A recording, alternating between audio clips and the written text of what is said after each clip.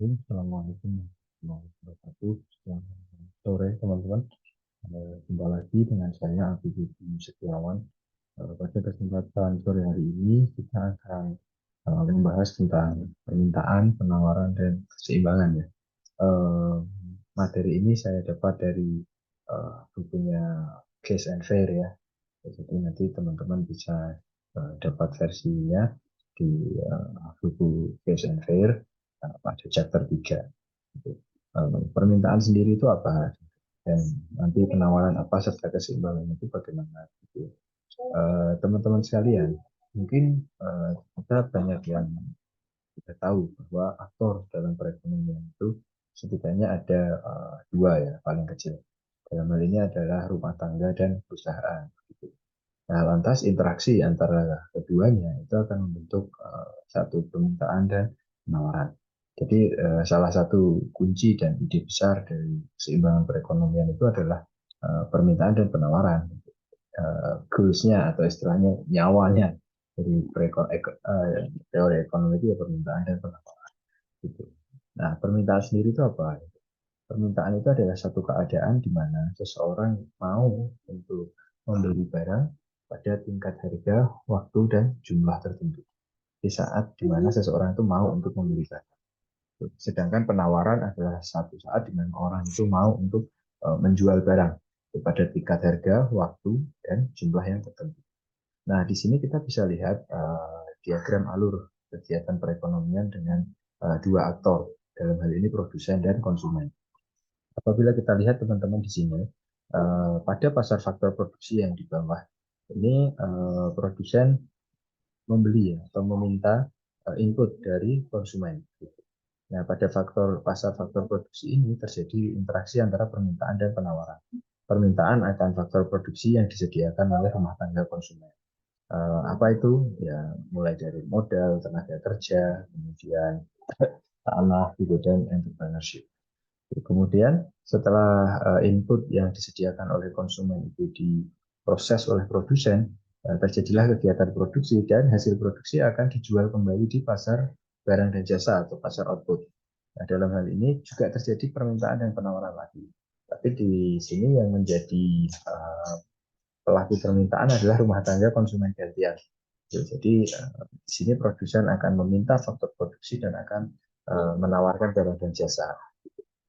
Nah, kompensasinya adalah berupa pembayaran. Nah, teman-teman sekalian, itu dua jenis ya pasar secara umum, yaitu pasar faktor produksi dan pasar barang atau jasa. Gitu. Nah, kita bisa langsung ke permintaan. Nah, teman-teman di sini ada beberapa faktor yang mempengaruhi permintaan yang mungkin kita bisa lihat. Yang pertama tentu adalah harga barang itu sendiri. Itu akan mempengaruhi permintaan. Itu faktor pertama. Harga barang itu sendiri akan mempengaruhi permintaan dalam bentuk pergerakan jumlah barang yang diminta. Di mana apabila harga barang mengalami kenaikan, maka jumlah barang tersebut yang diminta akan mengalami penurunan. Tapi ketika harga barang mengalami penurunan, maka jumlah barang yang diminta akan mengalami kenaikan. Dengan asumsi ceteris paribus atau faktor lain dianggap konstan. Faktor kedua yang mempengaruhi permintaan adalah pendapatan. Ya. Nah, pendapatannya akan mempengaruhi permintaan. Apabila pendapatan itu mengalami kenaikan, maka permintaan juga akan mengalami kenaikan. Dengan catatan barang tersebut adalah barang normal, kemudian barang superior gitu ya, atau barang yang kualitasnya bagus. Tetapi apabila barangnya adalah barang inferior atau barang given atau barang yang kualitasnya kurang bagus, maka justru ketika pendapatan kita naik, maka konsumsi akan barang itu kita kurangi, kayak gitu. Nah, jadi pendapatan akan punya pengaruh yang positif ya terhadap permintaan. Kemudian yang ketiga adalah akumulasi kekayaan. Semakin kita kaya ya, semakin sejahtera atau istilahnya corak pendapatan kita semakin bagus, semakin tinggi, itu akan menyebabkan permintaan kita akan satu macam barang juga naik. Sekali lagi dengan catatan apabila barang itu adalah barang normal atau barang superior. Kemudian yang keempat adalah harga barang lain. Nah, harga barang lain itu juga mempengaruhi permintaan akan salah satu akan barang tertentu gitu kan. Nah, di sini harga barang lain itu bisa kita bagi ke dua jenis. Yang pertama adalah harga barang yang substitusi, yang kedua adalah harga barang yang sifatnya komplementer. Tuh, kita misalkan ambil contoh barang substitusi antara daging sama telur. Nah, ini kan keduanya bersifat substitutif atau saling menggantikan. Nah, di sini apabila harga daging ayam mengalami kenaikan, maka efeknya ke permintaan telur itu akan mengalami kenaikan. Kenapa? Karena daging sama telur bersifat substitutif. Jadi apabila harga daging naik, maka jumlah daging yang diminta kan turun, gitu kan. Nah, sehingga dampaknya ke permintaan telur akan naik karena orang berpindah ke telur. Gitu. Dan sebaliknya, apabila harga daging turun, maka permintaan telur juga akan turun karena permintaan daging yang meningkat. Gitu. Jadi misalnya apabila kita akan melakukan satu kajian, taruh misalnya kita akan mengkaji bagaimana pergerakan harga jagung gitu. Itu harga jagung tentu akan dipengaruhi oleh banyak faktor. Tapi kalau kita mau melihat analisis bagaimana sih permintaan jagung, nah permintaan jagung tentu akan dipengaruhi oleh harga mungkin salah satunya adalah harga tepung gitu sebagai bahan substitusinya. Apabila harga tepung mengalami kenaikan ya permintaan jagungnya meningkat gitu. Jadi bisa aja permintaan jagung itu meningkat tanpa harus harga jagungnya turun, tapi efek dari barang substitusi yang mengalami kenaikan harga. Nah, kalau barang komplementer berlakunya kebalikannya. Jadi kalau barang komplementer kan barang pelengkap. Tapi apabila harga barang komplementernya mengalami harga barang utama, misalnya teh gitu ya, mengalami kenaikan, maka permintaan gula akan turun. Gitu. Kenapa permintaan gula turun padahal harganya nggak berubah? Ya karena gula komplemennya pelengkapnya teh. Jadi apabila harga teh mengalami kenaikan, maka permintaan teh kan turun, gulanya ikut turun gitu. Kemudian selera ya. Selera juga akan mempengaruhi permintaan.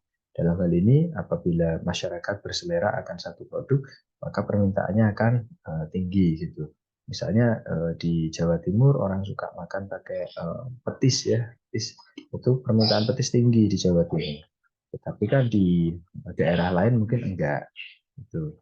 Nah, kemudian yang selanjutnya adalah ekspektasi di masa yang akan datang.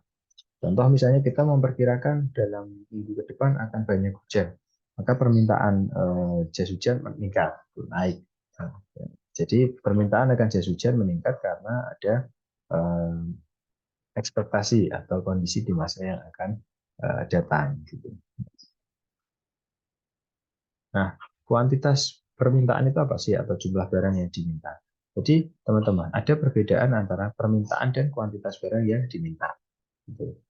Nah, kuantitas barang yang diminta itu adalah perubahan jumlahnya, gitu, atau istilahnya QD-nya. Sedangkan kalau permintaan itu sudah berbentuk kurva, gitu, atau kumpulan dari kuantitas jumlah barang yang diminta pada berbagai tingkat harga. Gitu. Nah, misalnya ini, saya ambilkan contoh di kurva ini.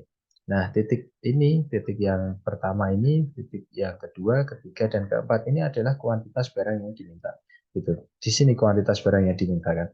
1, 3, 7, 25, 30, ada yang 0. Nah, ini adalah kuantitas barang yang diminta. Nah, kuantitas barang yang diminta itu terjadi pada berbagai level harga. Nah, titik-titik pertemuan atau titik-titik kombinasi antara kuantitas barang yang diminta pada setiap level harga, itu ketika saya gabungkan, saya kan bisa membuat satu kurva yang disebut dengan kurva permintaan. Nah, itulah demand. Gitu. Jadi QD itu adalah ini, kuantitas barang yang diminta, sedangkan demand itu adalah kurvanya. Gitu. Kombinasi dari berbagai kuantitas barang yang diminta pada setiap level harga. Gitu. Nah, di sini kita sudah menggambarkan yang disebut dengan kurva permintaan ya, teman-teman. Gitu. Nah, pada kurva permintaan itu berlaku hukum permintaan. Gitu ya. Hukum permintaan itu bunyinya apa sih? Gitu. Hukum permintaan bunyinya seperti yang tadi kita sudah sempat bahas. Apabila harga barang naik, maka jumlah barang yang diminta akan turun. Dan sebaliknya, apabila harga turun, maka jumlah barang yang diminta akan naik dengan asumsi ceteris paribus atau faktor lain itu dianggap konstan. Gitu. Nah, ya, jadi yang mempengaruhi ya cuma harga aja. Nah, di sini dijelaskan ada contoh ya. Gitu. Jadi ketika harga makin naik, ya jumlah barang yang diminta akan semakin turun. Nah, di setiap jumlah barang yang diminta ini, ada berbagai kombinasi harga, nanti titik pertemuannya akan kita bisa buat kurva permintaan. Gitu. Kurva permintaan juga berslope negatif ya. Artinya berslope apa negatif. Artinya ketika harga naik, jumlahnya yang diminta akan turun atau terjadi hubungan yang negatif ya, gitu, antara harga dengan jumlah barang yang diminta. Nah, ini mungkin kesimpulan awal kita ya terhadap materi permintaan. Jadi yang pertama, kurva permintaan itu berslope negatif. Jadi peningkatan pada harga akan menurunkan jumlah barang yang diminta. Kemudian intercept kuantitinya itu bersifat minus ya aksisnya. Kemudian Y-nya juga sama. Nah, di mana teman-teman faktor yang mempengaruhi permintaan, misalnya pendapatan ya dan kesejahteraan. Ketika pendapatan dan kesejahteraan itu naik, maka permintaan kita akan naik. Gitu. Kemudian harga barang ya, tapi dengan catatan tadi barang itu barang normal atau barang superior. Kalau barang inferior enggak. Tuh, ini tadi pengaruh yang lain ya, selera makin naik maka permintaan juga akan naik. Nah, faktor-faktor selain harga barang itu sendiri tadi, mulai dari pendapatan, selera, corak kesejahteraan, ekspektasi di masa yang akan datang, itu akan mempengaruhi permintaan melalui pergeseran kurva permintaan. Nah, pergeseran kurva permintaan itu artinya adalah berubahnya kurva permintaan ya, sehingga membentuk kurva baru. Nah, apabila terjadi kenaikan permintaan, maka kurva permintaan akan geser ke kanan ya, gitu, yang menandakan kuantitinya itu makin tinggi. Gitu.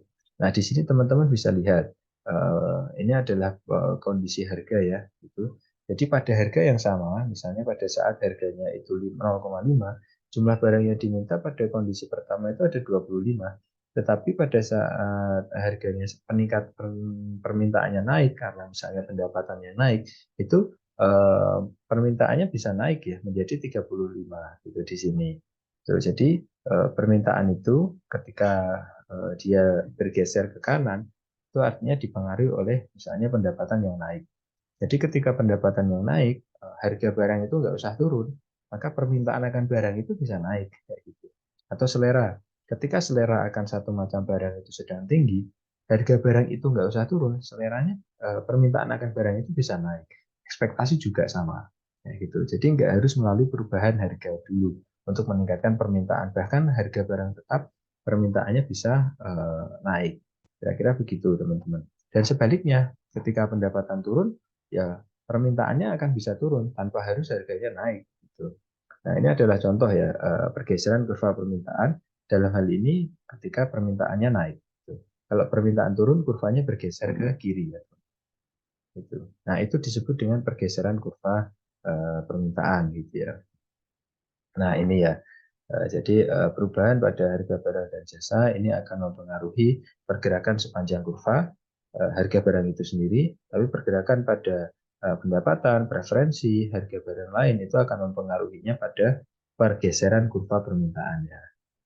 Jadi di sini kita sudah jelas ya, di antara banyak faktor yang mempengaruhi permintaan tadi, harga barang itu sendiri itu akan mempengaruhinya melalui pergerakan sepanjang kurva. Jadi kurvanya nggak berubah, masih di situ aja.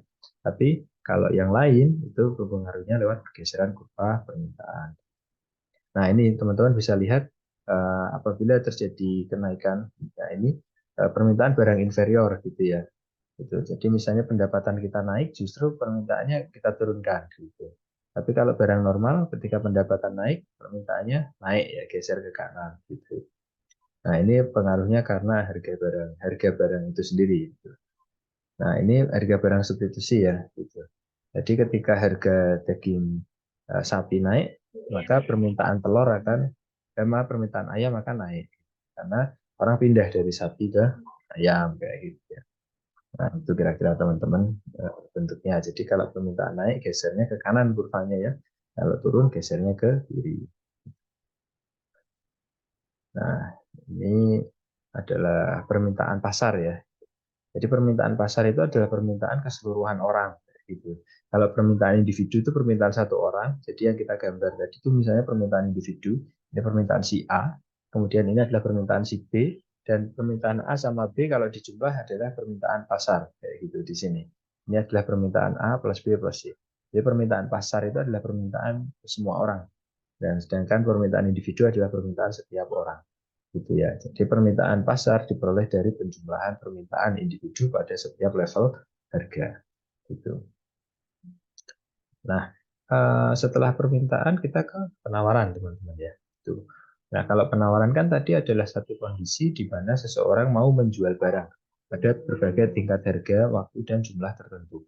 Nah, di sini penawaran tentu punya hukum ya gitu. Hukum penawaran itu apabila harga barang mengalami kenaikan, maka jumlah barang yang ditawarkan juga naik. Dan sebaliknya, apabila harga barang mengalami penurunan, maka jumlah barang yang ditawarkan juga akan mengalami penurunan kayak gitu. Nah, lantas teman-teman bagaimana pengaruhnya? Nah, di sini kita bisa lihat ini ya teman-teman ya, ini adalah harga kedelai misalnya. Ketika semakin tinggi harga kedelai, maka jumlah kedelai yang ditawarkan juga akan semakin tinggi karena kan ini kita bicara dari perspektif produsen ya teman-teman ya. Kalau dari produsen kan mikirnya harga makin tinggi ya dia akan ambil untung makin banyak kan. Nah, ini contoh. Kita next. Lantas faktor-faktor apa saja sih yang mempengaruhi penawaran? Nah, ini kita sebelum ke sana kita lihat dulu kurva penawaran bentuknya seperti ini ya, teman-teman. Jadi dia berslope positif dari kiri atas ke kanan bawah. Makin tinggi harga, makin banyak penawarannya. Makin tinggi harga, makin banyak jumlah barang yang ditawarkan. Ya, jumlah barang yang ditawarkan itu quantity of supply ya di sini, sedangkan penawaran itu kurvanya. Quantity of supply pada berbagai tingkat harga. Nah, faktor apa yang mempengaruhi penawaran?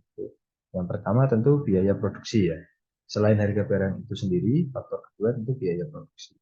Semakin tinggi biaya produksi, maka akan membuat penawaran itu makin rendah ya. Karena kan produsen hanya bisa menjual semakin sedikit kan. Nah, di sini berarti kalau biaya produksi makin tinggi, akan membuat kurva penawarannya bergeser ya ke kiri.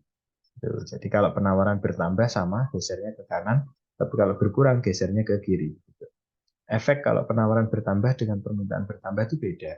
Kalau permintaan bertambah, dia cenderung menaikkan harga, tapi kalau penawaran bertambah, dia nanti cenderung akan menurunkan harga. Kalau bergeser ya. Nah, kemudian harga barang lain juga sama akan mempengaruhi penawaran ya.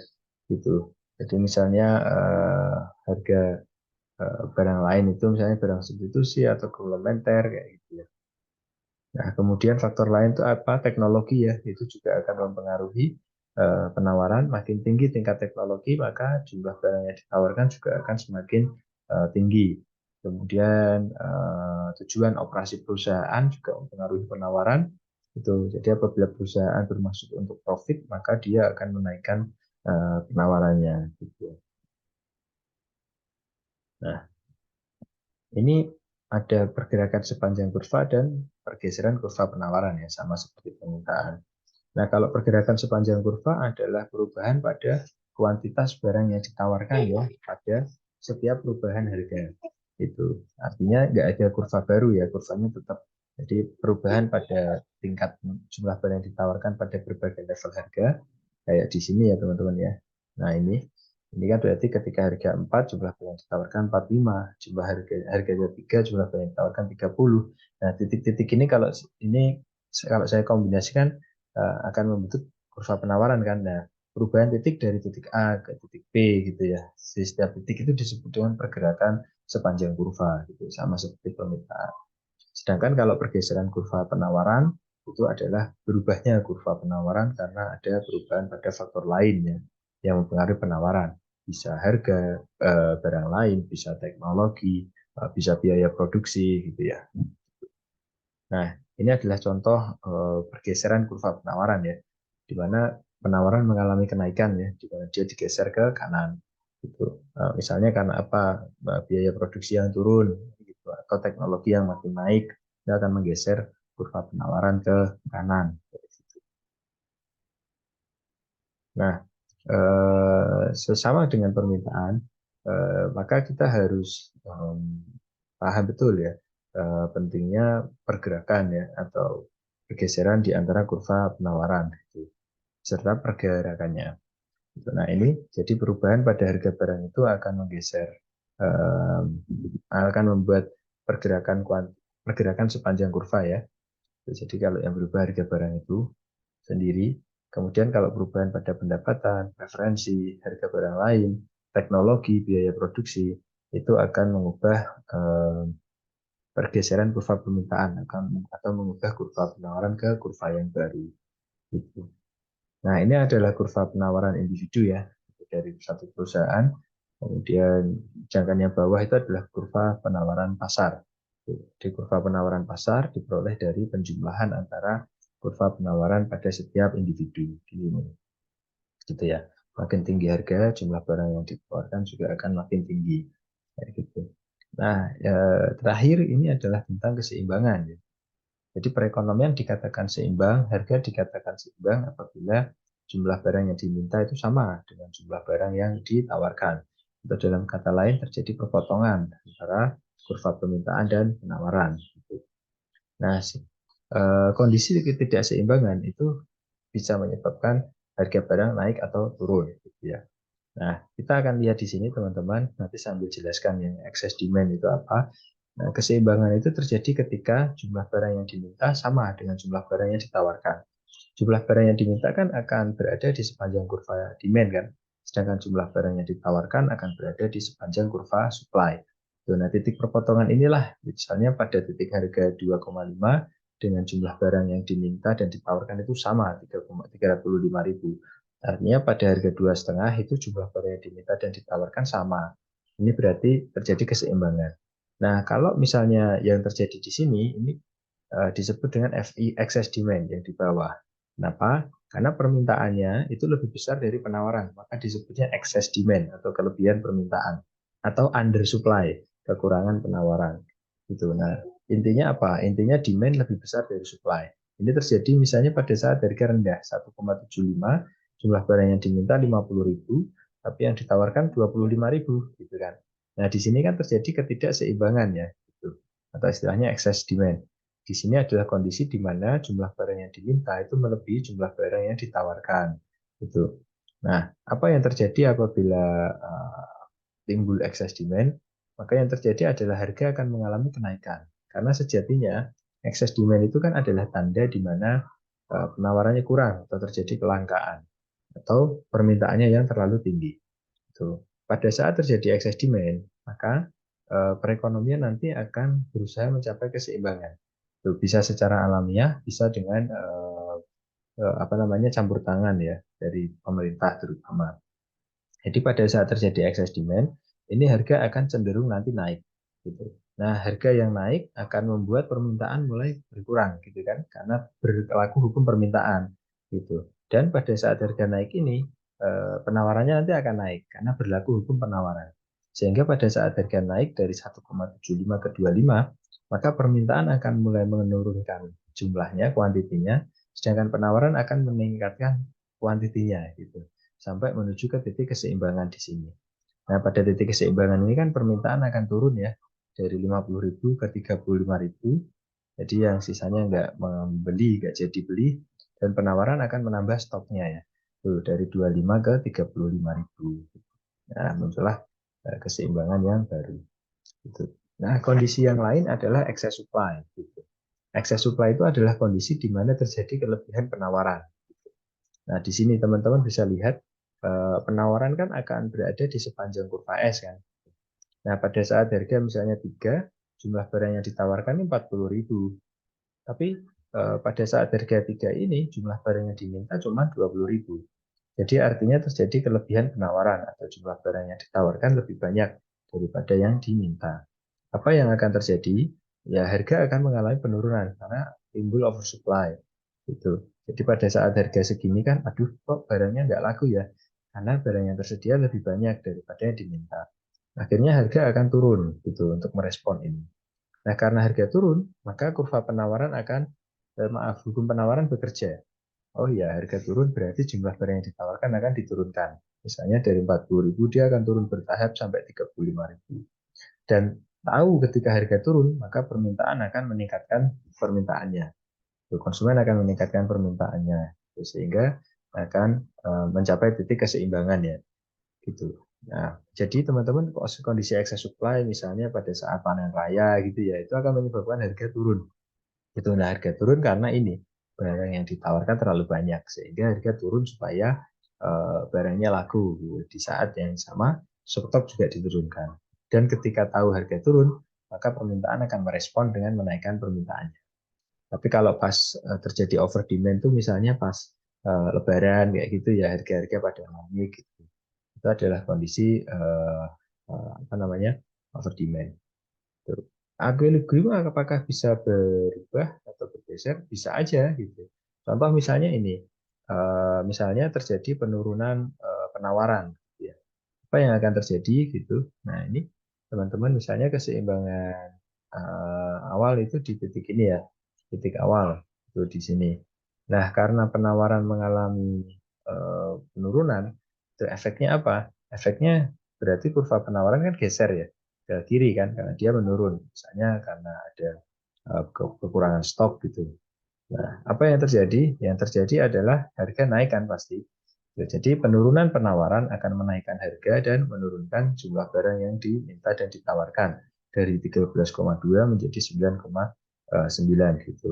Nah, di sini terjadi shortage, terjadi excess demand ya.